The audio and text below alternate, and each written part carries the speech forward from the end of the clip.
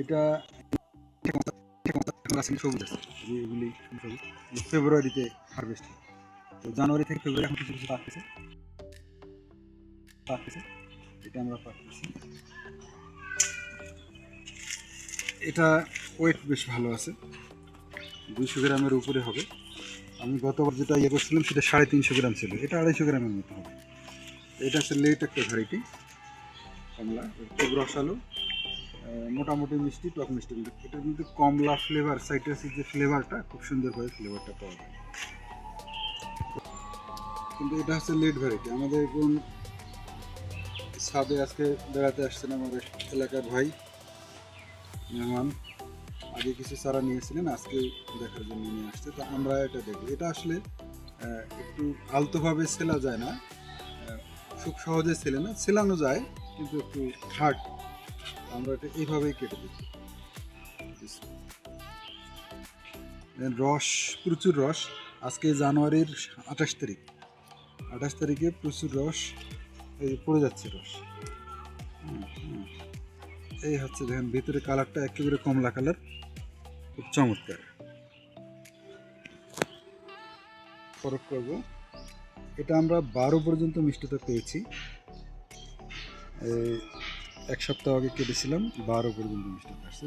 রস প্রচুর, গাছের মধ্যে ফলন প্রচুর, রসের কম নেই, এবং এটা একেবারে সফট, খুব সফট ভাই না। এটা টক মিষ্টির সাথে কমলা ফ্লেভারটা খুব সুন্দর আছে। এটার মধ্যে একটা আলাদা একটা ফ্লেভার আছে, খুব স্বাদ আছে, খুব স্বাদের কিন্তু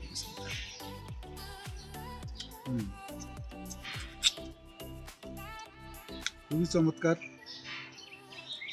খুবই ভালো, দারুণ একটা ফ্লেভার। কমলার যে আসল ফ্লেভার এটার মধ্যে আছে।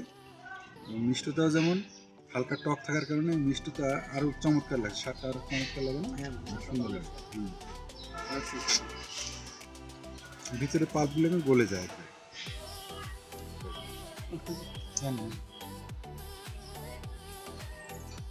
রস শুকানোর কোনো ঝামেলা নেই।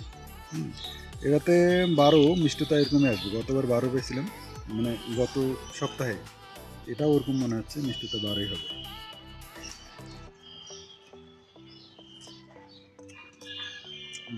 খুব চমৎকার, স্বাদটাই আলাদা। এগুলো আছে খুব মিষ্টি, মানে শুধুই মিষ্টি, কোনো ফ্লেভার নেই।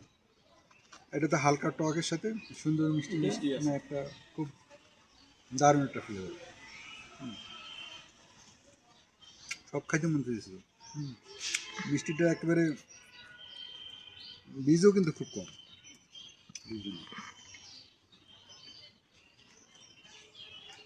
এটা আমরা মিষ্টিটা ইয়ে করবো এখন, মিটের দিয়ে মেপে দেখাবো, মিটে পানি নেই।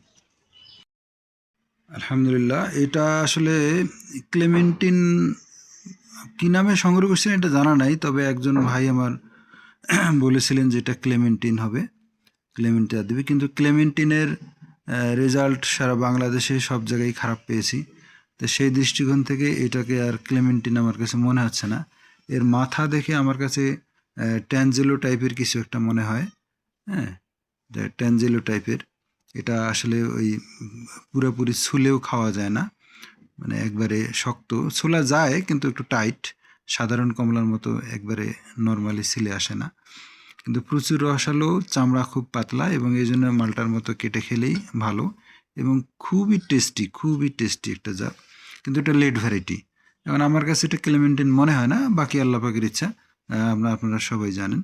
তা আসলে এটা কী নামে সংগ্রহ করেছিলাম বহু আগে, আসলে ওই সময় গুরুত্বও দিইনি, অনেক আগে, এই জন্য এটা সম্বন্ধে আমি জানি না। তবে খুব ভালো জাত, গতবারও আমি খেয়ে আমার খুব পছন্দ হয়েছিল। আর এবারেও আমাদের খেয়ে এটা মানে ফলনও প্রচুর। আর এটা আমাদের এই যে টেস্ট করে দেখলাম, আমি গত সপ্তাহে খেয়েছি, 12 পেয়েছিলাম, আজকেও 12 পাইলাম। এটা দেখা মুশকিল, তবে আমি দেবো, এখন আমি স্ক্রিনে দিয়ে দেবো, এটা 12 পাইছে আজকে। তো আলহামদুলিল্লাহ, মিষ্টি এবং স্বাদ অতুলনীয়। এটা আমি মনে করি এটা বাণিজ্যিক চাষও করা যাবে, কোনো সমস্যা নেই, খুব ভালো একটা জিনিস। আলহামদুলিল্লাহ। আসসালামু আলাইকুম রহমতুল্লাহ।